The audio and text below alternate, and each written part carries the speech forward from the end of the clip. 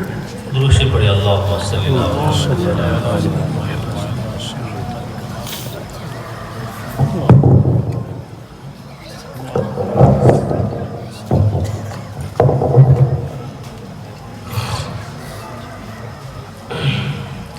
نحمده ونستعینه ونستغفره ونؤمن به ونتوکل علیه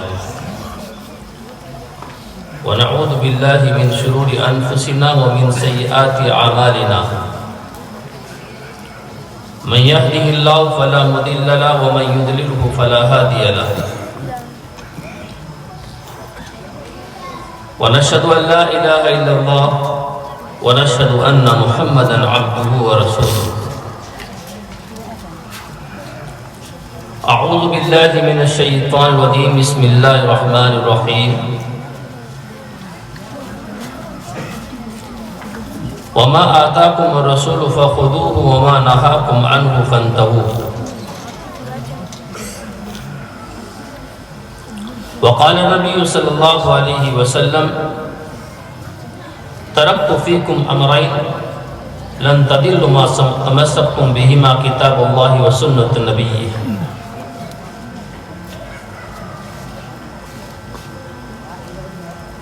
وقال أيضا من قرأ القرآن وعمل بما فيه ألبس والداه تاجا يوم القيامة ذوقه أحسن من ذوق الشمس في بيوت الدنيا فما ظنكم بالذي عمل بهذا أو كما قال عليه الصلاة والسلام.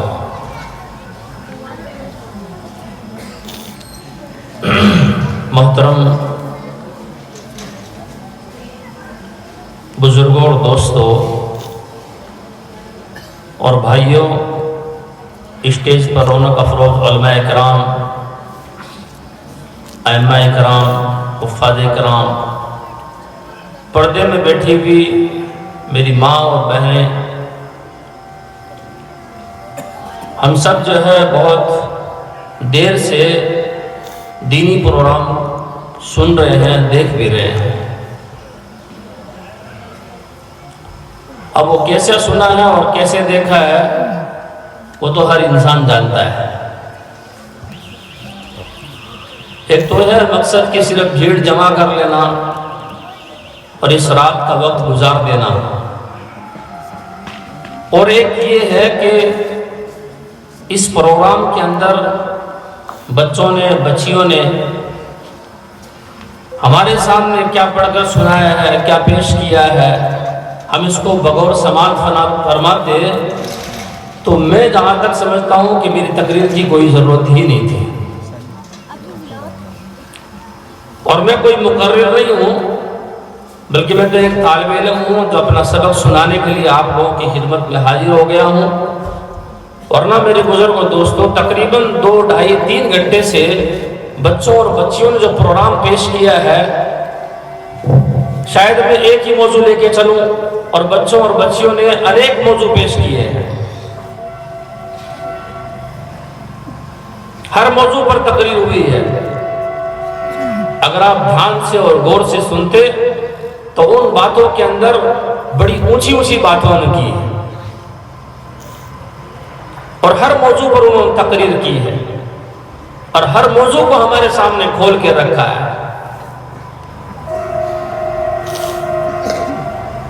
اور ایک مائک پر کھڑے ہو کر، اسٹیج پر کھڑے ہو کر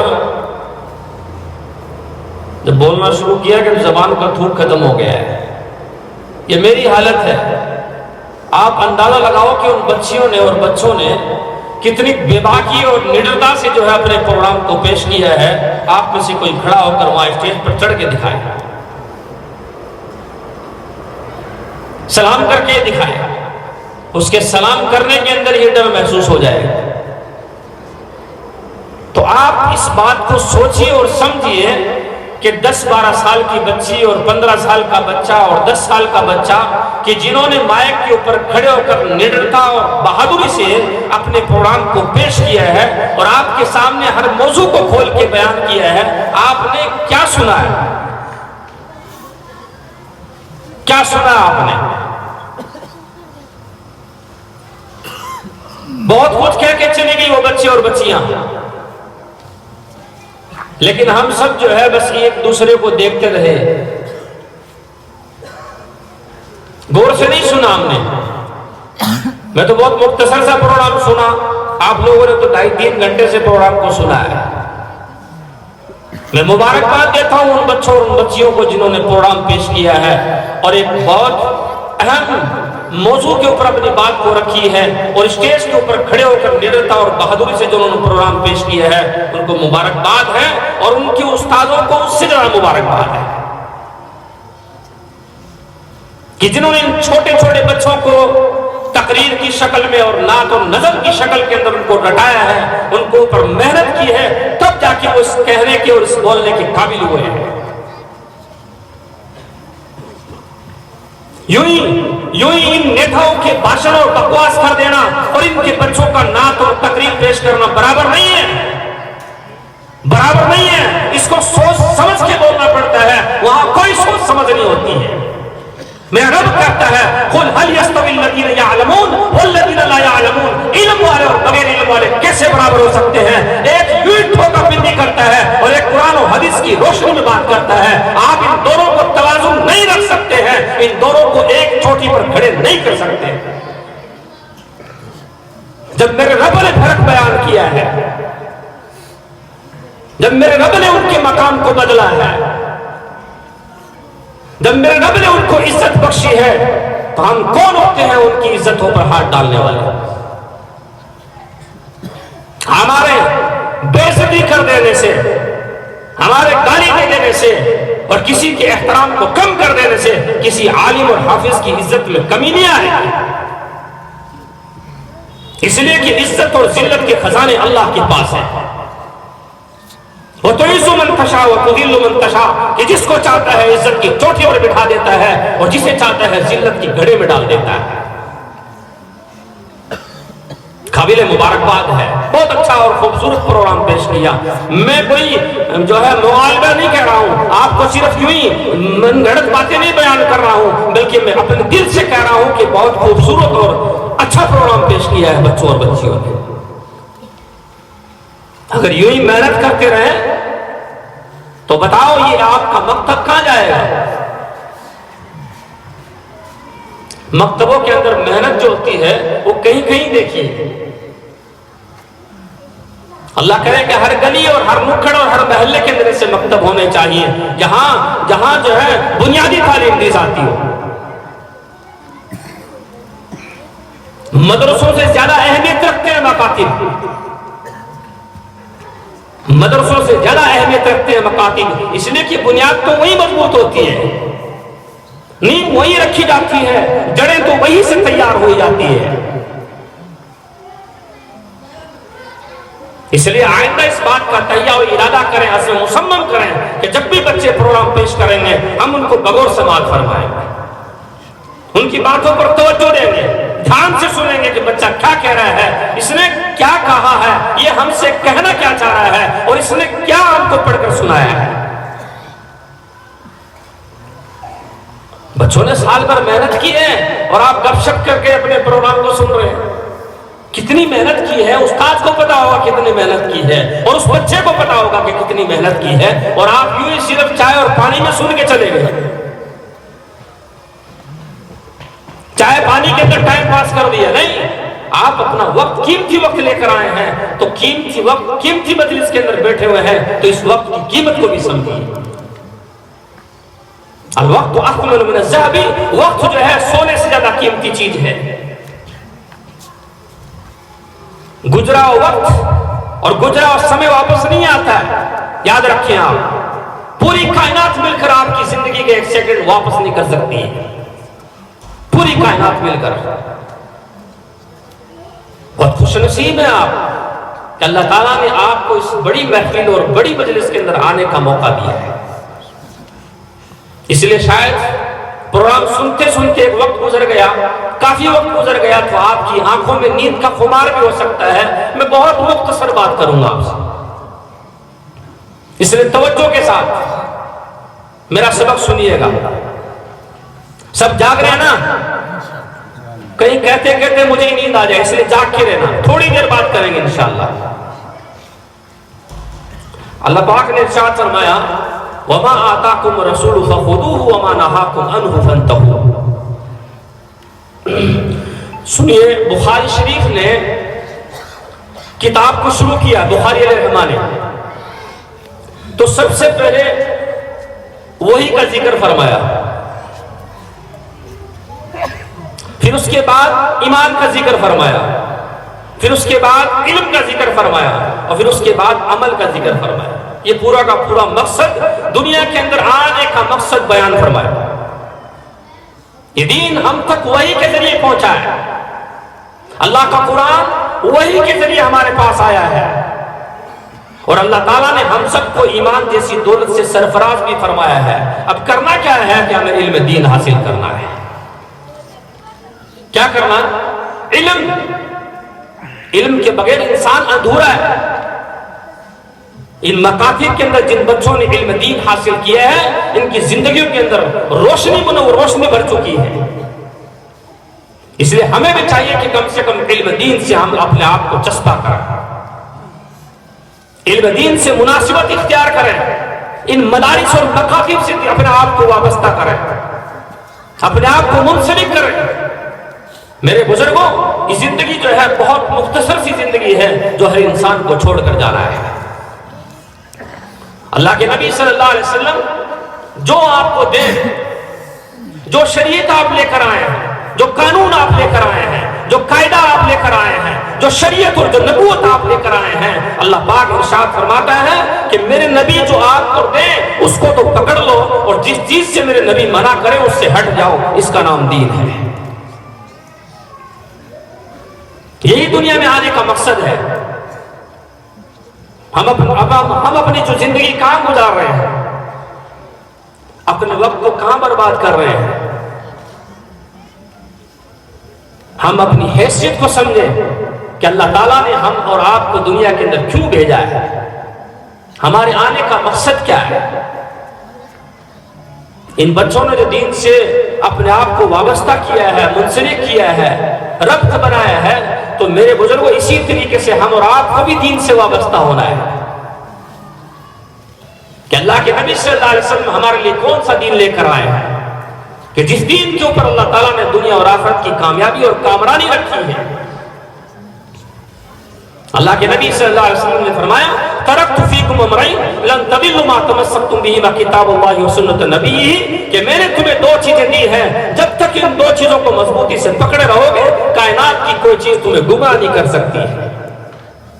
دین نام اسی چیز کا ہے۔ دین کس چیز کا نام ہے؟ ایک طرف اللہ کا قرآن ہے اور ایک طرف حضور اکرم صلی اللہ علیہ وسلم کی احادیث نبویہ ہے، اسی کا نام دین ہے۔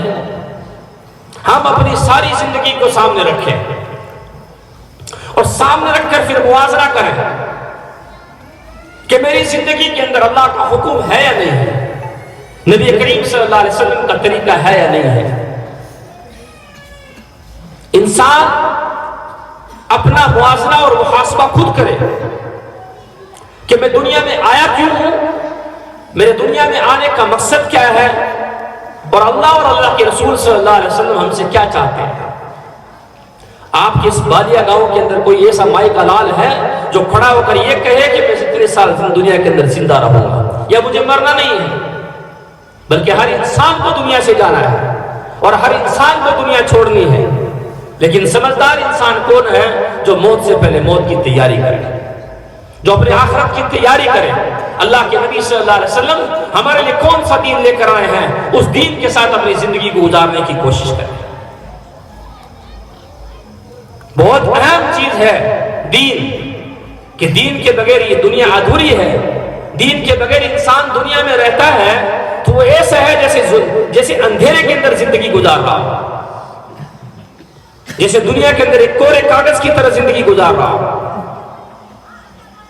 آج میرے بزرگوں دوستوں حالات بہت زیادہ بدل چکے ہیں اور چاروں طرف اسلام کے ڈاکو اور مسلمانوں کے اوپر نشانہ بنایا جا رہا ہے، لیکن اگر ہم خود ہی نہ سنبھلے تو یاد رکھیں میرے بزرگوں دوستوں، ایک دن ہمیں آنسو بہانے پڑیں گے۔ اس لیے دنیا کوئی زیادہ بڑی چیز نہیں ہے، یہاں کا نقصان بڑا نہیں، یہاں کا فائدہ بڑا نہیں، یہاں کی عزت بڑی نہیں، یہاں کی ذلت بڑی نہیں، یہاں کی کامیابی اور ناکامی بڑی نہیں ہے۔ یہ بہت مختصر وقت ہے جو انسان دنیا چھوڑ کے چلا جائے گا، اصل مسئلہ آخرت کا ہے۔ تو ان بچوں نے بہت ہی خوبصورت پروگرام پیش کیا ہے۔ میں آپ سے یہ کہہ رہا تھا کہ یہ دینی تعلیم، کتاب الوحی کے بعد پھر دینی تعلیم میں آپ کو یہ بتانا چاہ رہا ہوں کہ دینی تعلیم کتنی ضروری ہے، علم دین حاصل کرنا کتنا ضروری ہے۔ اللہ کا قرآن ہر انسان کے سینے کے اندر ہونا چاہیے۔ قرآن کے بغیر میرے بزرگوں نہ دنیا کے اندر کامیابی ہے نہ آخرت میں کامیابی ہے۔ اللہ کے نبی صلی اللہ علیہ وسلم کا ارشاد ہے، من قرأ القرآن وعمل بما فیہ البس والدہ تاجا یوم القیامہ، کہ جو شخص قرآن پڑھے، قرآن کا علم حاصل کرے، قرآن کو سیکھے اور قرآن کے اوپر چلے، تو فرمایا کہ کل قیامت کے دن اس کے ماں باپ کو ایسا تاج پہنا جائے گا جس تاج کی روشنی اور جس تاج کی چمک چاند و سورج سے بھی زیادہ چمکدار ہوگی۔ قرآن اٹھا کر دیکھیں، پورے حدیث نبویہ اٹھا کر دیکھیں۔ ہم دنیاوی علم کے خلاف نہیں ہیں، ہم یہ نہیں چاہتے ہیں کہ آپ کسی کے بیٹے کو عالم نہ، کسی کو انجینئر نہ بنائیں، کسی کو پروفیسر نہ بنائیں، کسی کو ڈاکٹر اور ماسٹر نہ بنائیں، لیکن اس کے ساتھ ساتھ علم دین بھی حاصل کریں، اس کے ساتھ ساتھ اپنے بچوں کو علم دین کے ساتھ بھی وابستہ کریں۔ اس لیے کہ قرآن کہتا ہے کہ جنہوں نے دنیا کے اندر قرآن کا علم حاصل کیا ہے اس کے ماں باپ کو کل قیامت کے دن ایسا تاج پہنا جائے گا کہ جس تاج کی روشنی چاند و سورج سے بھی زیادہ چمکدار ہوگی۔ کوئی قرآن کے اندر یہ ذکر نہیں ہے کہ انجینئر کے ماں باپ کو تاج پہنایا جائے گا، پروفیسر کے ماں باپ کو تاج پہنایا جائے گا، ماسٹر کے ماں باپ کو تاج پہنایا جائے گا۔ کئی قرآن و حدیث کے اندر یہ نہیں ہے، لیکن حافظ قرآن کے ماں باپ کے لیے کیا خوشخبری ہے، کتنی بڑی خوشخبری ہے۔ اس لیے ہر انسان قرآن کے ساتھ اپنے آپ کو وابستہ کرے، ان مکاتب کی حیثیت کو، ان کے مقام کو سمجھے، اپنے بچوں کو علم دین سے وابستہ کریں اور ان مکاتب کے اندر اپنے بچوں کو بھیجنے کی کوشش کریں۔ جس انسان نے صحابہ کرام کا یہ عالم تھا کہ جب تک قرآن سے نہ لگا تھا ان کی کوئی عزت نہیں تھی، لیکن جب انہوں نے قرآن کو اپنایا ہے اللہ تعالیٰ نے ان کو ایک ایسا تاریخ کا مزدہ سنایا ہے کہ اولئک هم المفلحون اولئک هم الفائزون، فرمایا کہ یہی لوگ کامیاب ہیں اور یہی لوگ کامرانی والے ہیں۔ آج ایک حافظ کی اور ایک عالم کی ہمارے نزدیک کیا عزت ہے وہ ہم خود اپنے گریبان میں جھانک کر دیکھ سکتے ہیں کہ اگر دنیا کا کوئی عہدیدار آ جائے، دنیا کا کوئی ڈگری والا آ جائے، کوئی بڑا پروفیسر یا ڈاکٹر آ جائے تو ہر انسان اس کے آگے پیچھے ہو جاتا ہے، اس کی حیثیت کو بیان کرنے لگ جاتا ہے، اس کے سامنے اپنے آپ کو باادب کھڑا کرتا ہے، اس کے سامنے بڑے مہذب طریقے سے پیش آتا ہے۔ لیکن ایک حافظ اور ایک عالم ہمارے سامنے سے گزرتا ہے تو سلام تک کرنے کی فرصت نہیں ہوتی ہے، سلام تک کرنے کی نوبت نہیں آتی ہے، اور اس کو بڑی گری ہوئی اور گھٹیا نظروں سے دیکھا جاتا ہے۔ میرے بزرگوں یاد رکھیں، اگر ایسا ہم کر رہے ہیں تو بڑے گھاٹے کا سودا کر رہے ہیں۔ ابو بکر رضی اللہ تعالیٰ عنہ کی روایت ہے، اللہ کے نبی صلی اللہ علیہ وسلم نے فرمایا اغدو عالما، یا تو تم عالم بنو، او متعلما، یا تم طالب علم بنو، او مستمعا، یا تم علم کو سننے والے بنو، او محبا، یا تم علم اور علم والوں سے محبت کرنے والے بنو، فلا تکن الخامسہ، فرمایا کہ پانچویں قسم کے مت بننا، اگر پانچویں قسم کے بنو گے تو ہلاک ہو جاؤ گے، اور پانچویں قسم یہ ہے کہ تم علم اور علم والوں سے بغض و نفرت رکھو۔ ایک عالم کو دیکھنا یقینی عبادت ہے، ایک عالم کی زیارت کرنا یقینی ثواب ہے، ایک عالم کی زیارت، ایک حافظ کی زیارت، ایک امام کی زیارت یقینی ثواب اور یقینی عبادت ہے۔ اس لیے علم دین کی اہمیت کو سمجھیں، علم دین کو اپنے سینوں سے لگائیں اور ان کے لیے اپنے سر کے تاج کو بچھا دیں، اپنے سروں کی پگڑیوں کو بچھا دیں، کل قیامت کے دن اللہ پاک آپ کے لیے اپنی چادر کو بچھا دے گا۔ نفسی نفسی کا عالم ہوگا، ہر انسان اپنے اپنے کے اندر ہوگا، لیکن ایک حافظ قرآن سے کہا جائے گا کہ تو قرآن پڑھتا جا اور جنت کے مراتب کو پار کرتا جا۔ جنت کے دردوں پر چڑھتا جا، جب تک تیرا قرآن مکمل نہ ہو تب تک تو جنت کے مراتب پر ٹھہرنا مت، بلکہ بڑھتے چلے جانا، بڑھتے چلے جانا۔ کہیں ایسی حدیث دکھاؤ کہ کسی پروفیسر کے بارے میں، ڈاکٹر کے بارے میں، ماسٹر کے بارے میں آیا ہو۔ میں یہ نہیں کہتا کہ آپ علم دنیا حاصل نہ کرو، بلکہ حاصل کرو۔ ہر گھر کے اندر ڈاکٹر اور ماسٹر پروفیسر ہونا چاہیے، لیکن سب سے پہلے ہم مومن بنے، سب سے پہلے ہم مسلم بنے، اور سب سے پہلے علم دین حاصل کرنے والے بنے۔ ہم مسلمان تو ہیں لیکن مومن بننے کے لیے کوشش کرنا پڑے گی، مومن بننے کے لیے محنت کرنی پڑے گی۔ ہم مسلمان تو ہیں، اللہ کو مانتے ہیں، اللہ کے رسول کو مانتے ہیں، اچھی اور بری تقدیر کو مانتے ہیں، ہم قیامت پر یقین رکھتے ہیں، فرشتوں پر رکھتے ہیں، اللہ کی کتابوں پر رکھتے ہیں، سب پر یقین رکھتے ہیں، سب کو مانتے ہیں۔ لیکن رابعہ شامیہ نے کیا اشعار فرمائے ہیں؟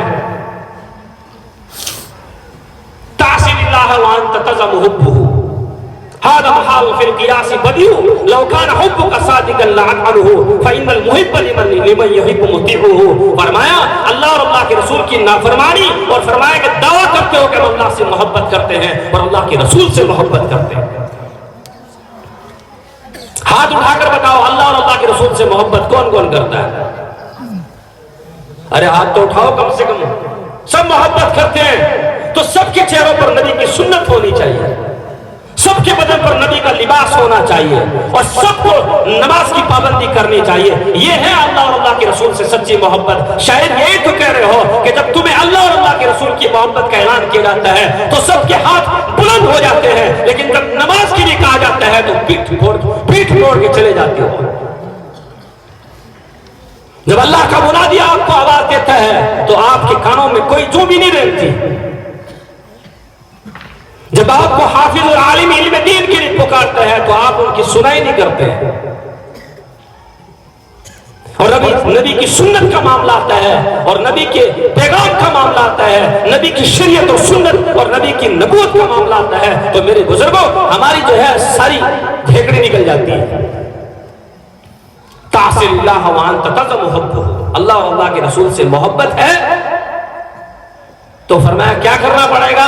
اللہ اور اللہ کے رسول صلی اللہ علیہ وسلم کا کہنا ماننا پڑے گا۔ زبانوں سے محبت نہیں چلتی ہے، زبانوں سے دعوے نہیں چلا کرتے ہیں۔ حضور اکرم صلی اللہ علیہ وسلم کے زمانے کے اندر بہت سارے منافق تھے جو زبانوں سے، زبان حال سے یہ کہتے تھے کہ ہم اللہ اور اللہ کے رسول کی مانتے ہیں، لیکن ان کا عمل اس بات کا دعویٰ کرتا تھا کہ تم اللہ اور اللہ کے رسول کی نہیں مانتے ہو۔ ان کا عمل اس بات کا دعویٰ کرتا تھا، اور ہم بھی اپنے عمل سے یہ کہہ رہے ہیں کہ ہم اللہ کو تو مانتے ہیں، اللہ کے رسول کو مانتے ہیں، لیکن اللہ اور اللہ کے رسول کی نہیں مانتے ہیں۔ کسے کہتے ہیں ایمان؟ مومن بننا کس کو کہتے ہیں؟ میں نے کہا نا ہم مسلمان تو ہیں لیکن مومن بننے کے لیے محنت کرنی پڑتی ہے۔ مسلمان کون ہے جو اللہ اور اللہ کے رسول کو مانتا ہے، اور مومن کون ہے جو اللہ اور اللہ کے رسول کی مانتا ہے، اس کو مومن کہتے ہیں۔ ایک صحابی ہیں اللہ کے نبی صلی اللہ علیہ وسلم کے زمانے کے اندر مسجد نبی کے اندر آرام فرما رہے ہیں، اللہ کے نبی صلی اللہ علیہ وسلم خدمت آئے اور تشریف لائے۔ آپ نے فرمایا کہ اٹھو۔ صحابی کا نام ہے حارث بن مالک، مسجد نبی کے اندر بیٹھے ہوئے ہیں، آرام کر رہے ہیں، اٹھو۔ اور فرمایا کیف انت، تم کس حال میں ہو، یہ تمہارا کیا حال ہے؟ ایک روایت میں ہے کیف اصبحتم، کہ تم نے صبح کس حال میں کی ہے، کیف اصبحت کہ تم نے صبح کس حال میں کی ہے، تمہاری حقیقت کیا ہے، تم کس حال میں ہو۔ آپ سے سوال کیا جائے کہ آپ کون ہو؟ میں فلاں چودھری ہوں۔ ہم تو اپنا تعارف یوں ہی کروائے گا، آپ سے پوچھا جائے کہ آپ کون ہو، فرمایا کہ میں فلاں ہوں، اور صحابی سے پوچھا گیا کہ تم کون ہو، تو صحابی نے فرمایا انا مومن، میں مومن ہوں۔ وہاں اللہ اور اللہ کے رسول کی باتیں جب ہوتی تھی تو وہ ایمان اور قرآن پہ ہوا کرتی تھی، اور ہماری باتیں ہوتی ہے تو وہ دنیاوی چیزوں پر ہوتی ہے، اور دنیاوی عہدوں پر ہوتی ہے، اور دنیاوی تعارف پر ہوتی ہے۔ دھیان سے سننا، صحابی رسول نے کیا فرمایا؟ تو کون ہو؟ فرمایا کہ انا مومن، میں مومن ہوں۔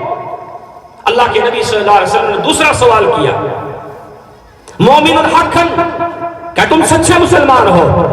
صحابی رسول نے فرمایا اللہ کے رسول صلی اللہ علیہ وسلم ہاں مومن الحق میں سچا مسلمان سچا مومن ہوں۔ اللہ کے نبی صلی اللہ علیہ وسلم نے تیسرا سوال کیا، فرمایا حارث بن مالک ہر ایک چیز کی ایک حقیقت ہوتی ہے، لکل حق حقیقت فما حقیقت ذالک، کہ ہر چیز کی ایک حقیقت ہوتی ہے، آپ کے مومن ہونے کی حقیقت کیا ہے، گارنٹی کیا ہے، دلیل کیا ہے، سند کیا ہے؟ اگر ہم سے یہ پوچھے کہ تم کون ہو، ہم مسلمان ہیں، کیا دلیل ہے؟ تم سے پوچھے کہ کون ہو کہ مومن ہے، کیا دلیل ہمارے پاس؟ کون ایسا عمل ہے جس کی بنا پر ہم کہہ سکتے ہیں کہ ہم اپنے آپ کو مومن کہیں؟ اللہ کے نبی صلی اللہ علیہ وسلم نے 3 سوال کیے اور صحابی ہر سوال کا جواب دیتا رہا۔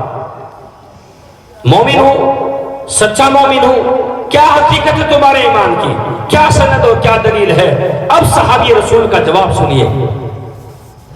اللہ کے نبی صلی اللہ علیہ وسلم کے صحابی نے فرمایا اللہ کے نبی صلی اللہ علیہ وسلم میرے مومن ہونے کی پہلی دلیل یہ ہے اسفت نفسی من الدنیا،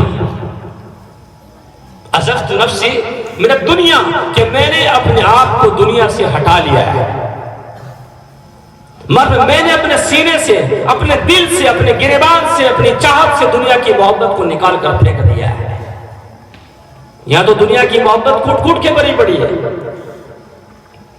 ہر وقت دنیا سوار رہتی ہے، جب بھی گفتگو ہوتی ہے تو دنیا کی ہوتی ہے، اگر سوتے ہیں تو دنیا پر سوتے ہیں، اگر اٹھتے ہیں تو دنیا پر اٹھتے ہیں۔ بہت اچھی اور قیمتی حدیث سنا رہا ہوں، آپ غور سے سننا،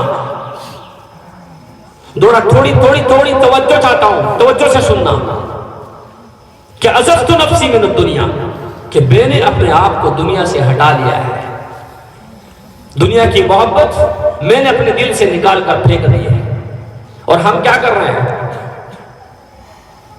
دنیا کی محبت کے لیے ہم گالی دے رہے ہیں، دنیا کی محبت کے لیے ہم غیبت کر رہے ہیں، ہم دنیا کی محبت کے لیے جھوٹ بول رہے ہیں، ہم دنیا کی محبت کے لیے دھوکہ دے رہے ہیں، ہم دنیا کی محبت کے لیے دغا بازی کر رہے ہیں، ہم دنیا کی محبت کے لیے چوری کر رہے ہیں، ہم ڈھاکہ زنی کر رہے ہیں، ہم دنیا کی محبت کے لیے حلال و حرام کو بھول گئے ہیں، ہم دنیا کی محبت کے لیے قرآن کو چھوڑ دیا، ہم نے دنیا کی محبت کے لیے دین کو چھوڑ دیا، ہم نے دنیا کی محبت کے لیے نماز کو چھوڑ دیا، ہم نے دنیا کی محبت کے لیے شریعت اور سنت کو چھوڑ دیا۔ بتاؤ کہ دنیا کا حال کیا ہے؟ ہم نے کس حد تک دنیا کو چاہ رکھا ہے اور کس حد تک ہم نے دنیا کو اپنے سینے میں ڈال رکھا ہے۔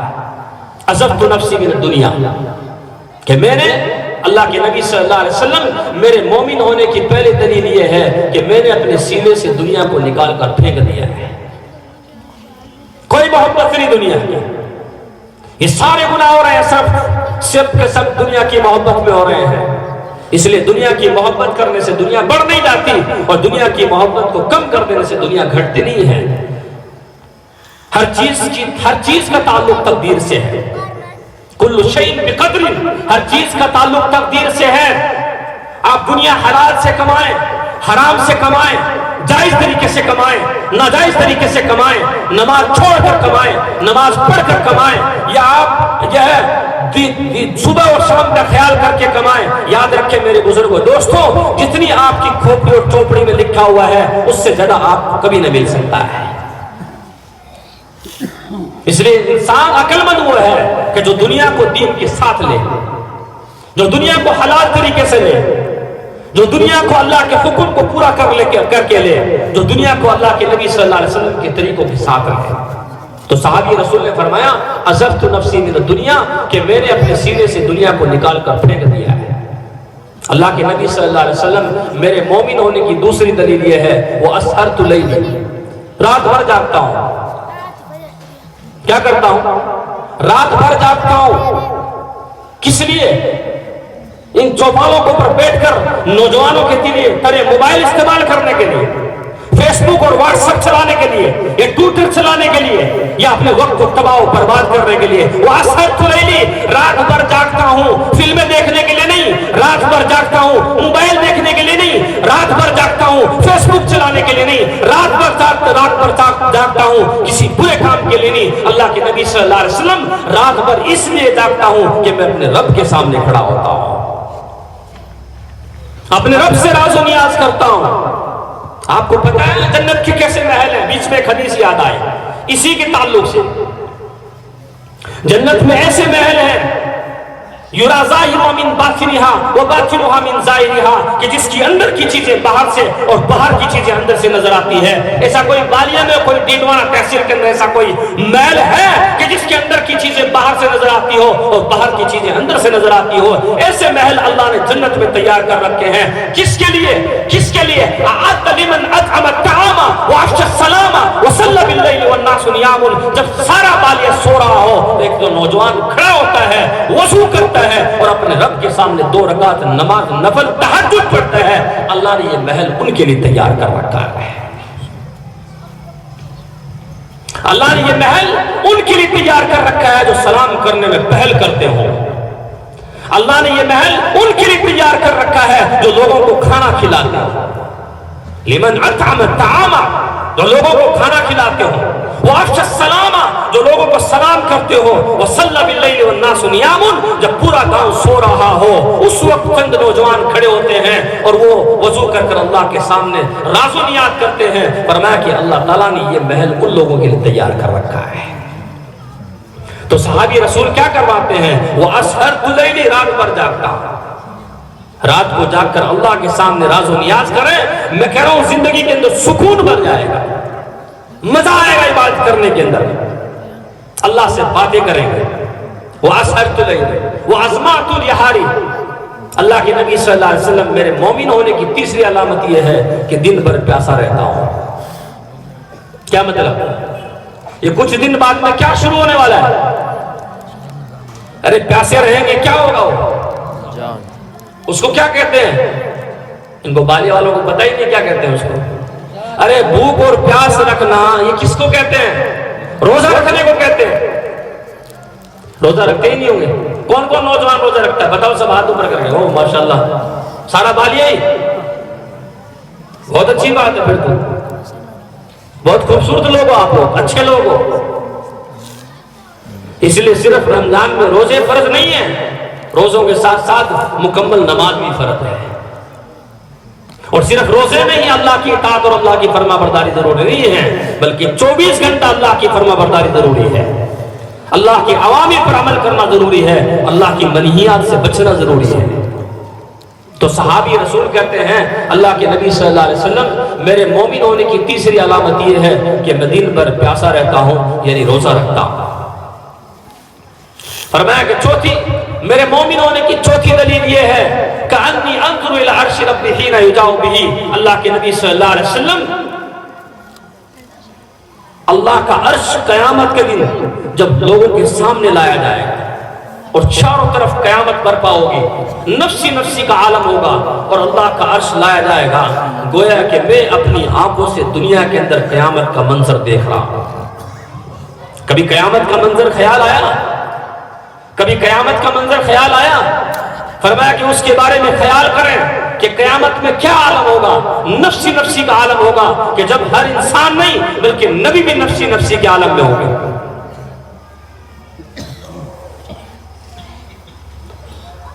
ہر انسان نفسی نفسی میں. اس وقت کیا ہوگا؟ اس وقت ہر انسان بلکہ نبی بھی نفسی نفسی کے عالم میں ہوگے. تو وہ منظر انسانوں کے سامنے ہو کہ میرے سامنے وہ منظر بھی ہو کہ قیامت کا دن کیا ہوگا جو 50,000 سال کا ایک دن ہوگا. اللہ کے نبی صلی اللہ علیہ وسلم کا صحابی کہتا ہے کہ گویا کہ قیامت کا منظر میری آنکھوں کے سامنے ہے. یہ میرے ایمان ہونے کی، مومن ہونے کی چوتھی دلیل ہے.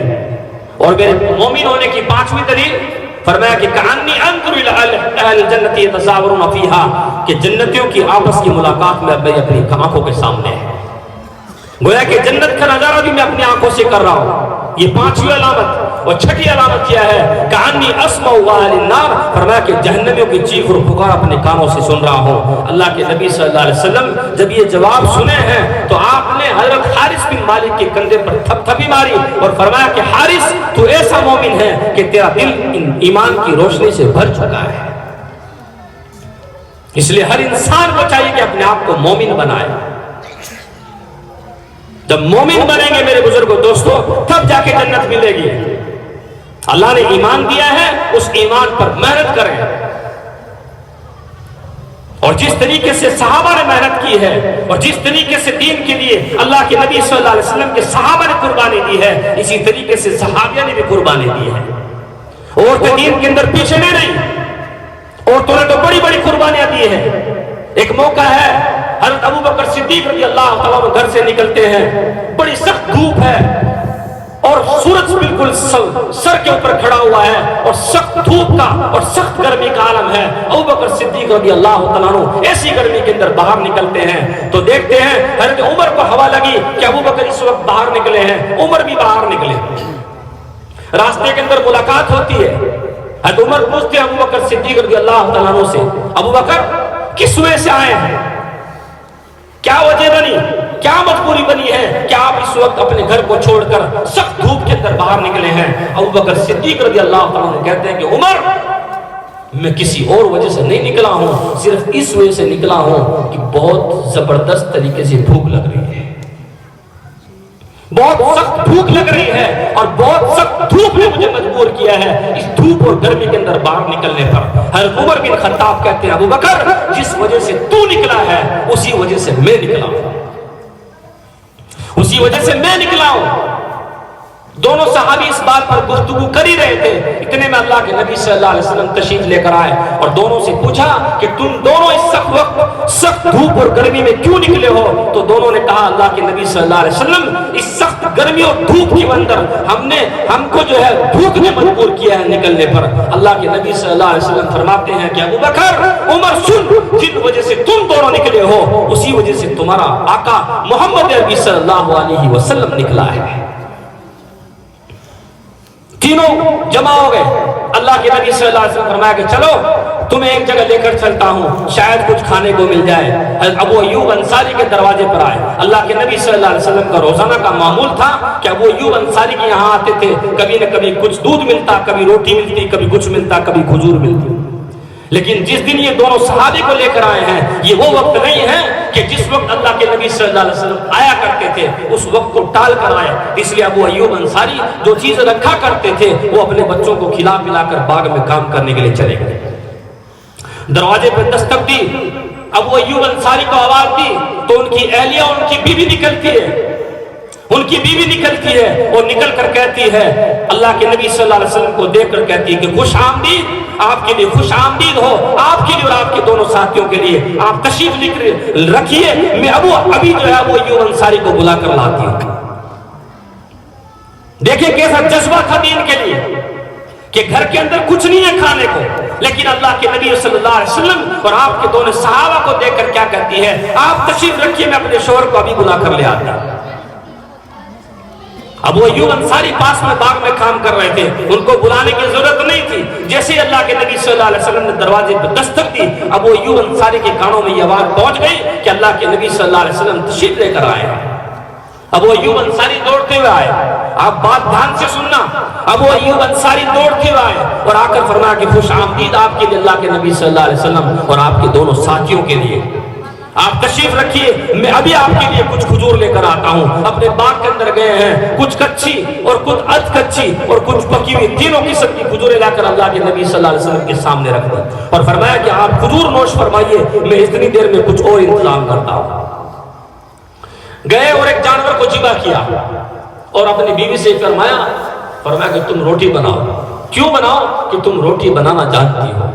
اس لیے نہیں فرمایا کہ تم روٹی بناؤ, تمہارا روٹی بنانے کا کام ہے, ایسا نہیں کہا, بلکہ یہ فرمایا کہ تم روٹی بناؤ اس لیے کہ تم روٹی بنانا جانتی ہو. میرے بزرگوں, جس طریقے سے ہم اپنا حق رکھتے ہیں اسی طریقے سے یہ عورتیں بھی اپنا حق رکھتی ہیں. جس طریقے سے ہم اپنے آپ کو دیندار بنانا چاہتے ہیں اسی طریقے سے یہ عورتیں بھی اپنے آپ کو دیندار بنانا چاہتی ہیں. جس طریقے سے صحابیہ نے, جس طریقے سے صحابہ نے دین کے لیے قربانی دی ہے, کہیں صحابیہ اور صحابہ کرام کی بیویاں پیچھے نہیں رہی ہے, انہوں نے بھی اپنے آپ کو دین کے اندر مقدم رکھا ہے اور ہر محلے کے اندر, ہر مرحلے کے اندر, ہر جگہ پر اور ہر موقع پر اللہ کے نبی صلی اللہ علیہ وسلم کا ساتھ دیا ہے. خیر, روٹی بنائے گی, گوشت تیار کیا گیا. اللہ کے نبی صلی اللہ علیہ وسلم کے سامنے رکھا تو جیسے ہی روٹی اور گوشت آپ کے سامنے آیا تو آپ کی آنکھوں میں آنسو آ گئے۔ کون ہے؟ دو جہاں کے بادشاہ۔ اگر آپ کا وجود نہ ہوتا تو نہ آپ کا وجود ہوتا نہ چاند و سورج کا وجود ہوتا۔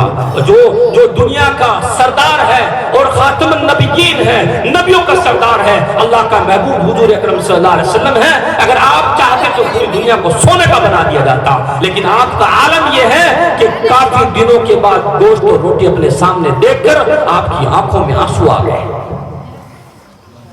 آپ کی آنکھوں میں آنسو چھلک پڑے۔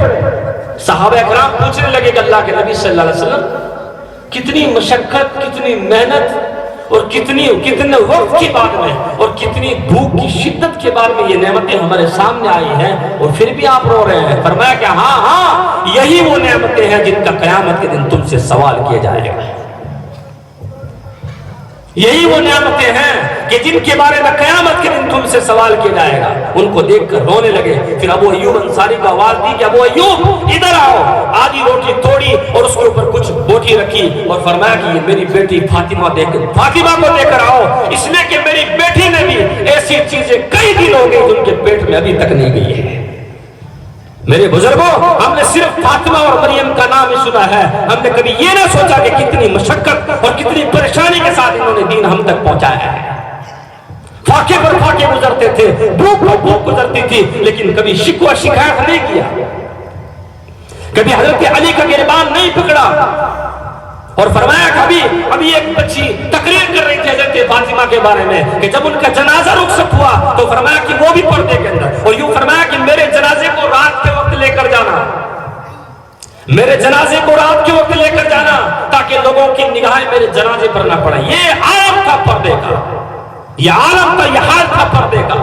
میری ماں اور بہنوں سے گزارش ہے کہ اپنے پردے کو صحیح کریں، اپنے چال چلن کو صحیح کریں، اپنے ڈھنگ کو صحیح کریں، اپنے گھروں کے اندر دین کو زندہ کریں۔ ان بچوں کے لیے سب سے بڑا مدرسہ آپ ہی ہیں۔ اگر آپ نے ان کے کانوں کے اندر کلمہ پڑھا دیا ہے تو کل بچپن کے اندر اگر آپ نے ان کو اللہ کو پہچانا ہے تو بچپن کے اندر یہ بچے آپ کو پہچانیں گے۔ اگر آج آپ نے ان بچوں کو اللہ کا تعارف کروایا، اللہ کے نبی صلی اللہ علیہ وسلم کا تعارف کروایا، گھروں کے اندر ان کو کلمہ پڑھایا تو کل آنے والے کل کے اندر یہ آپ کی عزت اور آپ کا احترام کریں گے کہ ماں کیا ہوتی ہے، بیوی کیا ہوتی ہے، بچے کیا ہوتے ہیں، ماں باپ کیا ہوتے ہیں، یہ ہر ایک کے حقوق کو پہچانیں گے۔ اس لیے جب گھر کی عورتوں کے اندر دین آتا ہے تو بڑوں کے اندر اور بزرگوں کے اندر اور مردوں اور بھائیوں کے اندر دین آنا بہت آسان ہو جاتا ہے۔ اگر میرا دین صرف میری دہلیز تک ہے، میرے گھر میں نہیں ہے، تو یاد رکھو آپ کی دینداری زیادہ دن چلنے والی نہیں ہے۔ اس لیے میں ماں بہنوں سے کہوں گا جو سارے گاؤں سے جمع ہو کر آپ اپنا قیمتی وقت لے کر آئی ہیں اور آپ نے اپنی نیند کو قربان کیا ہے اور آپ نے اپنے گھر بار کو چھوڑا ہے، اپنے چھوٹے چھوٹے بچوں کو اپنے ساتھ میں لے کر آئے ہیں، کتنی پریشانی کا سامنا کر رہے ہیں، لیکن اس لیے آج اس میں مصمم کریں، پختہ ارادہ کریں کہ ہم اپنے گھروں کے اندر دین کو زندہ کریں گے، پردے کو زندہ کریں گے، زیب زینت کو گھر میں رکھیں گے، بغیر ہدایت کے اپنے گھروں سے نہیں نکلیں گے اور ان بچوں کا گھر کے اندر مدرسہ لگوائیں گے۔ بچوں کا مدرسہ تو ماں کی گود ہوتی ہے، ماں کی گود سے دین ملتا ہے، اس کو اخلاق سکھایا جاتا ہے، اس کو کلمہ سکھلایا جاتا ہے، اس کو الف سکھلایا جاتا ہے، اور وہ ننھا منا بچہ اپنے استاد سے کیا سیکھ کر آیا ہے، پھر ماں آ کر پوچھتی ہے کہ بیٹے تو نے کیا پڑھا ہے۔ میری ماں اور بہنوں، بہت ضروری ہے کہ اپنے آپ کو دیندار بنائیں، یہ دنیا تو ختم ہونے والی ہے۔ اللہ کے نبی صلی اللہ علیہ وسلم دو جہاں کے بادشاہ اور مالک تھے کہ آپ 63 سال دنیا کے اندر زندہ رہے، لیکن اگر اللہ کے نبی صلی اللہ علیہ وسلم 63,000 سال بھی دنیا میں رہنا چاہتے تو آپ صلی اللہ علیہ وسلم کو اجازت مل سکتی تھی، لیکن حضرت جبریل تشریف لے کر آتے ہیں، حضرت جبریل تشریف لے کر آتے ہیں اللہ کے نبی صلی اللہ علیہ وسلم کی خدمت میں اور آ کر عرض کرتے ہیں اللہ کے رسول عش ما شئت فإنک میت، آپ دنیا میں جتنا چاہیں جی لیں، ایک دن تو آپ کو ہی مرنا پڑے گا۔ کس سے کہا جا رہا ہے؟ میرے نبی سے کہا جا رہا ہے۔ اس لیے میرے بزرگوں اور بھائیوں اور میری ماں اور بہنوں اس بات کو سوچو اور کوشش کرو کہ ہر انسان کو دنیا چھوڑنی ہے. نہ موت جو آئے گا، موت جو آئے گی، بالکل موت جب آئے گا تو نہ کسی بڑے کو دیکھتا ہے، نہ بوڑھے کو دیکھتا ہے، نہ مالدار کو دیکھتا ہے، نہ عورت کو دیکھتا ہے، نہ مرد کو دیکھتا ہے، کسی کو نہیں. جس کا وقت جب آ جاتا ہے لا یستاخرون ولا یستقدمون، نہ ایک سیکنڈ آگے نہ ایک سیکنڈ پیچھے، اور روح قبض کر لی جاتی ہے. اللہ کے نبی صلی اللہ علیہ وسلم سے کیا کہا گیا؟ عِشْ مَا شِئْتَ فَإِنَّكَ مَيِّتٌ. آپ جتنا چاہیں دنیا میں جی لیں، نبی جی ایک دن تو آپ کو بھی دنیا چھوڑنی پڑے گی. وَعْمَلْ مَا شِئْتَ فَإِنَّكَ مَجْزِيٌّ بِهِ.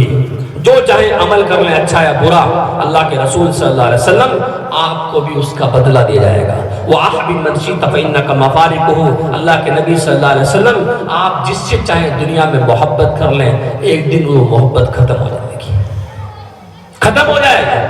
مال کی محبت، اولاد کی محبت، بیوی اور شوہر کی محبت، ماں باپ کی محبت، جائیداد کی محبت، یاد رکھیں موت کے اوپر ساری محبت ختم ہو جانی ہے. جب تک جسم کے اندر روح اور جان ہے، اس وقت تک میرے بزرگوں دوستوں، جب تک حیات ہیں تب تک ہم اعمال کر سکتے ہیں. لیکن جب جسم سے روح نکل جائے گی، ہم ایک مرتبہ سبحان اللہ کہنے کی بھی محتاج ہو جائیں گے. اس لیے خوش قسمت اور عقل مند انسان وہ ہے جو آدمی موت سے پہلے موت کی تیاری کر لے. اس لیے ہم بڑے اور بوڑھے اور نوجوان اور بچے اور بچیاں اور ماں اور بہنیں سب اس بات کا عزم مسلم اور نیت و ارادہ کر کے جائیں کہ ہم انشاءاللہ آج سے اللہ کے اوامر کے اوپر چلیں گے، اللہ کے حکموں کو پورا کریں گے، اور اللہ کے نبی صلی اللہ علیہ وسلم کے طریقوں کو پورا کریں گے. اور ہم ان مکاتب کو مضبوط کریں گے اور اپنے بچوں کو مدرسوں سے اور مکاتب سے جوڑیں گے، اور ان مکاتب کا ہر طریقے سے خیال کریں گے. انشاءاللہ کرو گے نا؟ اللہ تعالی ہم سب کو عمل کرنے کی توفیق عطا فرمائے. وما علینا الا البلاغ.